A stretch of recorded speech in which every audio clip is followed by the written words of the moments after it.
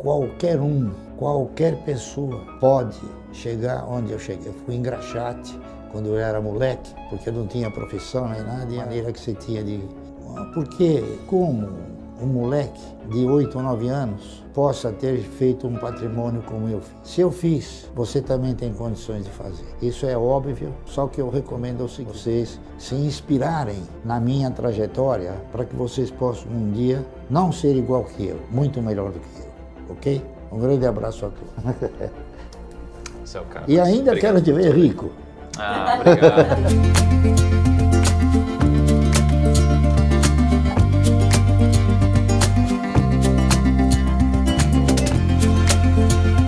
Investidor, pessoa física da Bolsa, uma das pessoas mais admiradas na Bolsa de Valores. Seja bem-vindo, Barsi. Obrigado, é uma honra sempre poder contribuir com alguma coisa. Você tem um quadro muito importante, né? Porque a gente estava falando aqui um pouquinho antes, você falou que as pessoas muitas vezes precisam de referência, tá? E não só de preço nas ações, mas referência nos investimentos. Você é uma referência, né, para muita gente, para mim, para acho que todo mundo que está assistindo de alguma forma, né? Então eu queria te perguntar um pouquinho mais sobre onde você aloca o seu patrimônio hoje, tá? E depois começar a me aprofundar um pouquinho em por que você aloca dessa forma. Antes de começar, eu queria saber o seguinte, fora ações, você tem algum dinheiro hoje que não está alocado em ações? Por exemplo, alguma coisa está alocada em renda fixa, ou alguma coisa para, às vezes, sei lá, te proporcionar liquidez, ou alguma coisa que você acredita por longo prazo?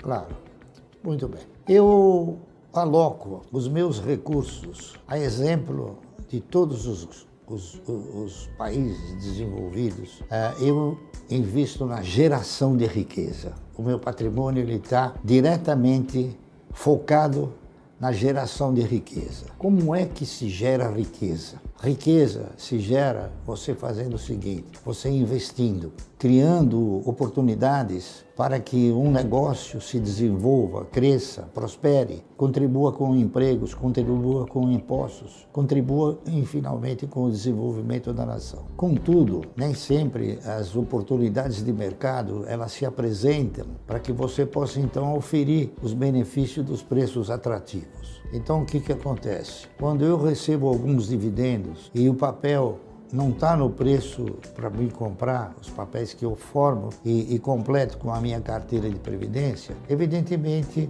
eu não vou deixar embaixo do colchão, porque isso é uma coisa que sumiu da atividade natural. Então, você coloca... Então, o que acontece? Esse dinheiro fica guardado na expectativa de consagrar aquilo que eu interpreto ser o mercado de ações no Brasil. Então, o recurso que eu tenho fora do mercado, ele é exclusivamente guardado para a expectativa de operar na geração de riqueza. Deixa eu fazer uma pergunta, aí quando você fala desse recurso, esse recurso que fica disponível esperando uma oportunidade, que está em renda fixa, que produto de renda fixa geralmente ele fica ali? Não, eu coloco um resgate de renda automática. Ele é tipo um CDB, uma coisa assim? É um CDB, não é, Luiz? É um CDB de resgate automático, tá entendendo? Ô, Barsi, então assim, você tem uma parte que você deixa disponível para oportunidades, né? Porque de fato o seu objetivo não é deixar esse dinheiro rentabilizando a renda fixa, e sim usar para quando aparecer um bom preço para você, né? Se eu fosse pegar hoje, como estão todos os seus investimentos, qual que é a parcela dos seus investimentos que hoje está disponível para oportunidade? Geralmente assim. Olha, é uma parcela que oscila, ela não tem assim... Mas geralmente fica de tanto a tanto? Ela oscila por quê? Porque o mercado, ele é de renda oscilante, de renda variável, não é isso? E nós, então, vamos na razão direta de que essas oportunidades ocorrem, a gente vai acentuando e vai aumentando a posição nos papéis de renda variável que formam a carteira. Então, eu costumo dizer, e isso é uma realidade que poucos imaginam e interpretam. Quando você direciona um recurso para uma renda fixa, que eu volto a repetir, nesse país não existe renda fixa. Existe uma renda que é garantida para te remunerar um determinado capital, mas não é uma renda. Eu diria que até uma perda. Mas o que eu faço? Eu aguardo e quando aparece a oportunidade, então, eu acentuo a compra dos papéis. Então a gente entendeu o seguinte, a gente tem aqui um patrimônio, um grande bolo. Uma parte você deixa guardado, não vou considerar que está aplicado, que seria a renda fixa. Outra parte onde você aplica, que é onde você quer montar uma montanha de dividendos que você vai reaplicando, né? E isso daqui vai crescendo exponencialmente seu patrimônio. Eu gostaria só de complementar o seguinte, essa parte que fica guardada, ela é uma parte insignificante perto do patrimônio. Quantos por cento hoje do seu patrimônio está nessa parte? Muito pequenininha. Muito pequenininho, 2%. 2%. 1%, 2%. E nunca fica maior que isso. Porque quando cresce um pouco, aí aparece a oportunidade, aí você compra, diminui. Tá entendendo? E aí, nessa parte que está aplicada, está tudo em ação. Tudo em não ação. tem fundo imobiliário, não tem ativo internacional, está tudo em ação. Não, nada disso. Não está em fundo, não está só em ação diretamente. Ações e títulos. Aí, E títulos. Que ela que administra isso. Isso. Ela é craque nisso. Eu não sou. Eu sou craque em ações. Em ações. Boa. E aí, dessa parte que está nas ações, quantas ações diferentes você tem na carteira hoje? A minha carteira de renda mensal, ela se resume a mais ou menos 10 ou 11 empresas. Essa é a carteira que eu não vendo, não dou, não troco.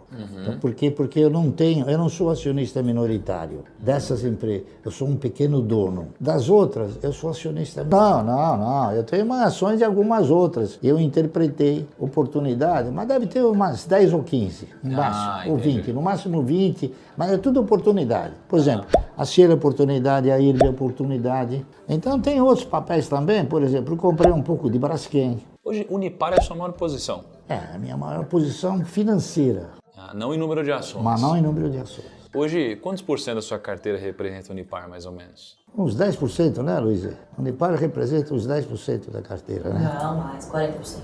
Bom, tá certo. É que subiu muito, ela representava menos, subiu demais. Então, mas Fiquei ela é só rico uma... muito de repente, né? É ruim ficar porrada. rico de repente.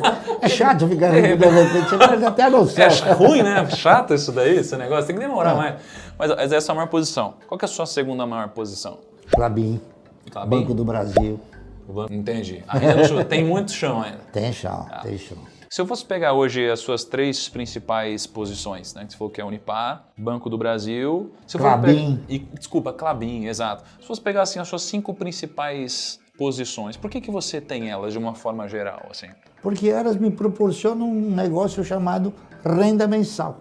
Se eu quero ter renda mensal proveniente dessas empresas, pergunta, por que eu vou vender se eu quero a renda mensal? Tá entendendo? Perfeito. Então elas são altas pagadoras de dividendos e com...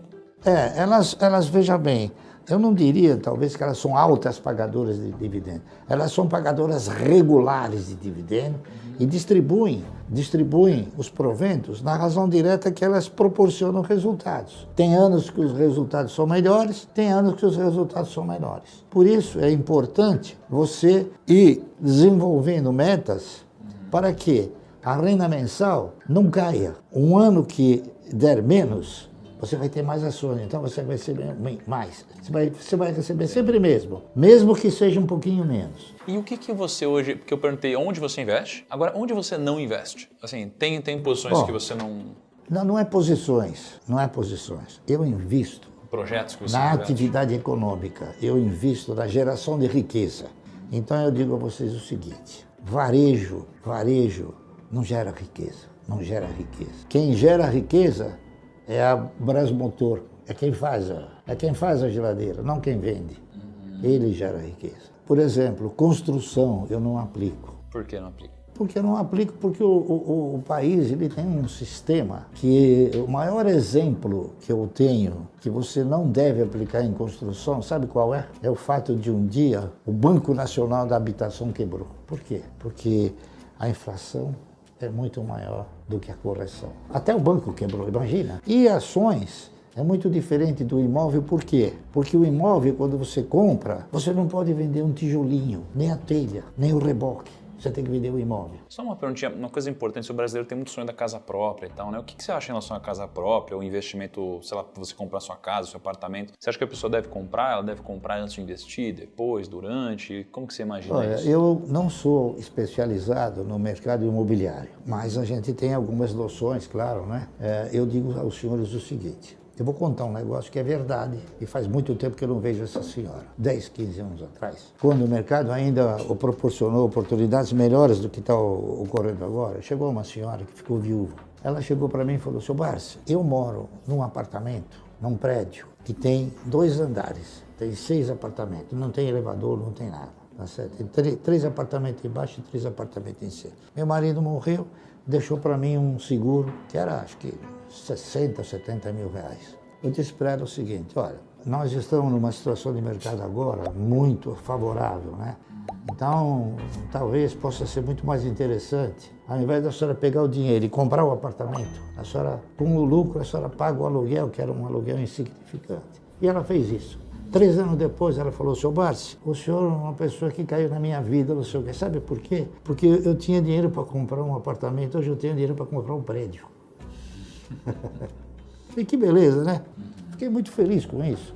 Então, isso não é um exemplo que acontece todo dia, porque o mercado ele não está tão assim receptivo para gerar resultados tão grandes. Mas mesmo numa situação que nem a de hoje, a Cielo deu 100% de lucro. Então, o que eu peguei aqui que eu achei interessante a gente basicamente tem, se for pegar mais ou menos 100% do portfólio, né, você tem mais ou menos 2% que estão num caixa para quando aparecer uma oportunidade, os outros 98% mais ou menos, você divide em 2 partes a sua carteira, aquelas empresas que você se considera dono dessas empresas e aquelas onde você considera um minoritário. Né? Das que você se considera dono, você tem mais ou menos 90% aqui do portfólio, que tem de 10 a 11 empresas, as maiores posições são aquelas que a gente citou, e os outros 8% estão em mais ou menos umas 10 a 15 empresas. Né? E eu te perguntei onde você não investe. E aí você falou, né? Varejo, eu não investo em varejo, eu não invisto em aviação, eu não invisto em construtoras, eu não invisto em, por exemplo, shoppings,